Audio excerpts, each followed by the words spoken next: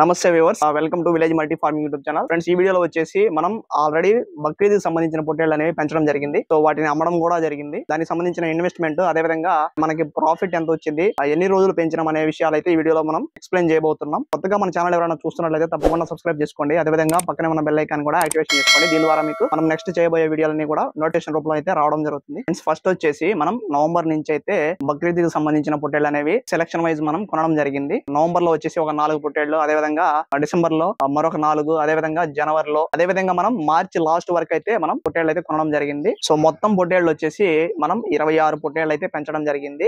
ఏవి కూడా 3 months అన్నా ఎక్కువ రోజులు అయితే మన ఫామ్ లో అయితే ఉంచలేదు. సో వెంటనే మనం అయితే అమ్మేయడం జరిగింది. సో నవంబర్ నుంచి మార్చి లాస్ట్ వరకు అయితే మనం కొన్నాము. కొన్ని అయితే ఫిబ్రవరిలో కూడా మనం సేల్ చేసినాం అనమాట. కొంటూనే అమ్మడం అయితే జరిగింది. దాని వల్ల మనకి ప్రెసెంట్ నాకైతే మనం ఇన్వెస్ట్మెంట్ ఏదైతే ఉందో దానికి సంబంధించిన ఇంట్రెస్ట్ కూడా తగ్గింది అనమాట. అంటే వడ్డీ కూడా పెద్దగా అయితే అవ్వలేదు. సో మెయిన్ వచ్చేసి వాటి యొక్క ధరలు చూసుకున్నట్లయితే 13,000 నుంచి మనం 18,000 వరకు అయితే హైయెస్ట్ ప్రైస్ పెట్టి మనం పర్చేస్ చేయడం జరిగింది, అంటే కొనడం జరిగింది. అమ్మిన ధర వచ్చేసి ఎక్కువ అంటే 35,000 వరకు అయితే మనం పొట్టేళ్ళు అనేది అమ్మడం జరిగింది. సో ఇందుకు గాను నాకు వచ్చిన ప్రాఫిట్ వచ్చేసి 1,82,000. అంటే ఇంట్రెస్ట్, ఇన్వెస్ట్మెంట్ మొత్తం తీసేయంగా ఇంకా దానా ఖర్చు ఉంది. దానా ఖర్చు అయితే తీయలేదన్నమాట. సో టోటల్ వచ్చేసి 1,82,000 అయితే మనకి ప్రాఫిట్ అనేది రావడం జరిగింది. ఇందులో మనం దానాకి సంబంధించి, అంటే ఫీడ్ ఏదైతే ఉందో దాని దానాకి సంబంధించి ఒక 50,000 అయితే ఖర్చు అయింది. సో ఇందులో వచ్చేసి మరొక 32,000 వచ్చేసి మనం ఎండుగడ్డి కోసం అయితే ఖర్చు పెట్టడం జరిగింది అనమాట. ఎందుకు అంటే మనకి గడ్డి పెంచే అవకాశం అయితే లేదు. చుట్టుపక్కల పొలాలన్నీ కూడా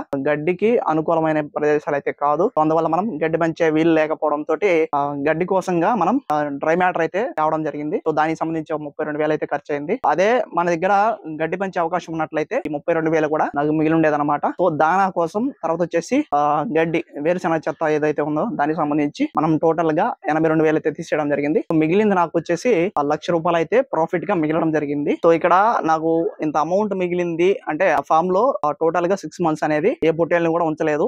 మనం పొట్టేలు కొన్న తర్వాత 2 months కి ఎవరైనా పొట్టేలు కావాలి అని వచ్చినప్పుడు ఇచ్చేసేవాడిని అనమాట. టోటల్ గా కేవలం బక్రీద్ కోసమే కాకుండా ఇంత ప్రైస్ అయితే మనకి మంచి ప్రాఫిట్ వస్తుంది అని అనిపించినప్పుడు ఖచ్చితంగా ఆ పొట్టేలను అయితే నేను అమ్మేస్తూ వచ్చాను అనమాట. నవంబర్ నుంచి మే 31st వరకు, అంటే మే లాస్ట్ వరకు ఏదైతే టైం ఉందో ఈ గ్యాప్ లో నేను 26 పొట్టేలను కూడా కొనడం, అదే విధంగా ప్రాఫిట్ చూసుకొని 2 months గానీ 3 months గానీ అమ్మడం, ఈ విధంగా చేశాను అనమాట. టోటల్ గా నేను పెంచింది 26 పొట్టేలు మాత్రమే. లాస్ట్ లో మాత్రం 10 పొట్టేళ్లు మాత్రమే బక్రీద్ కి సంబంధించి అమ్మడం జరిగింది. మిగిలినవన్నీ కూడా పర్సనల్ మీట్ పర్పస్ కోసం గానీ, లేదా ఎవరైనా దేవుడికి పెట్టుకోవడం గానీ, సో అట్లాంటి వాటికి అమ్మేయడం జరిగింది. సో ఈ విధంగా నాకు టైం పట్టినప్పటికీ నేనైతే తక్కువ పెంచినప్పటికీ నాకు మంచిగానే ప్రాఫిట్ అనేది వచ్చింది. సో అందరికీ ఇదే ప్రాఫిట్ వస్తుంది అని చెప్పేసి క్యాలిక్యులేట్ చేసుకోకండి. ఎందుకంటే పొట్టేళ్ల మీద ప్రాఫిట్ అనేది మనం సెలక్షన్ వైజ్ ఉంటది, మెయింటెనెన్స్ మీద ఉంటది, తర్వాత మార్కెటింగ్ మీద ఉంటది. ఈ 3 పర్ఫెక్ట్ గా ఉంటేనే మనకి ప్రాఫిట్ అనేది కనబడుతుంది. సో ఈ వీడియో చూసేటోళ్ళు కొంతమంది ఏం చేస్తారంటే వీడియో 26 పెంచినారు కదా, సో మనం ఇంకొన్ని పెంచుదాం, ఇదే టైంలో ప్రాఫిట్ అనేది ఎక్కువ వస్తుంది కదా అని చెప్పేసి క్యాలిక్యులేట్ చేసుకొని రావడం వంటివి అయితే చేయొద్దు. ఒక్కొక్క ఏరియాని బట్టి మార్కెటింగ్ విషయాల్లో తేడా అయితే ఉంటది. నేను పెట్టిన 13,000 నుంచి 18,000 ఏదైతే పెట్టానో అదే ప్రైస్ లో నాకు మంచి పిల్లలు అయితే నేను సెలెక్ట్ చేసుకోగలిగాను. మీరు అలా కాకుండా ఎక్కువ ప్రైస్ పెట్టే అవకాశాలు ఉండొచ్చు, లేదు అమ్మేటప్పుడు తక్కువ ప్రైస్ కి అమ్మలేక తక్కువ ప్రైస్ కి ఇచ్చేసి ఉండొచ్చు. వాటి వల్ల కూడా మీ ప్రాఫిట్ అనేది తగ్గే అవకాశం ఉండొచ్చు. ఇప్పుడు నాకు ప్రాఫిట్ వచ్చిందని చెప్పేసి మీకు ఇదే మార్జిన్ లో ప్రాఫిట్ వస్తుందని గ్యారంటీ లేదనమాట. సో